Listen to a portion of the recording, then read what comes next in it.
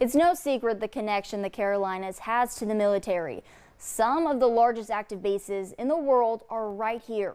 But tonight we look at the history of one nearby base that is no more.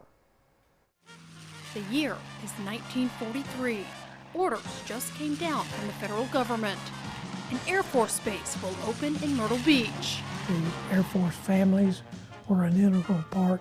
They were our friends, and we played sports with them. We went to school with them. They were part of us. The first planes, F-100 Super Sabres, arrived in Myrtle Beach in the late 50s, while the rest of the base was constructed. In the early 60s, they finished on-base housing for some 800 families and added a hospital. And so once it was finished and they had 4 squadrons of F-100s that were stationed here. And the 354th Attack Fighter Wing was a very prominent fighter wing in the Air Force.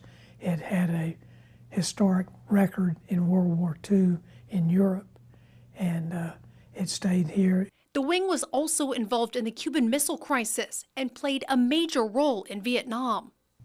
Matter of fact, the wing commander at 354th at that time flew the last airplane mission out of Vietnam in '74 when that happened. But when the Berlin Wall came down, the federal government realized they did not need all of the facilities that they had, and they passed a law called BRAC, which is Base Realignment and Closure Act, and it made them take a look at what are we funding and taking care of that we don't need. The Department of Defense looked at military installations across the country from all branches, including maintenance depots. Where could the government save money? Then, in 1993, Myrtle Beach was on the second list of closures. About 2,800 military members went to another assignment. There were about 800 civilian employees that worked on the base. Many of them retired, many of them retrained and went to other jobs. Not everyone was happy with news of the closure.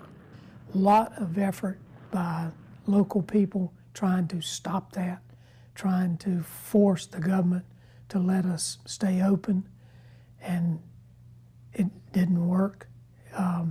And it didn't work in a lot of communities that did the same thing.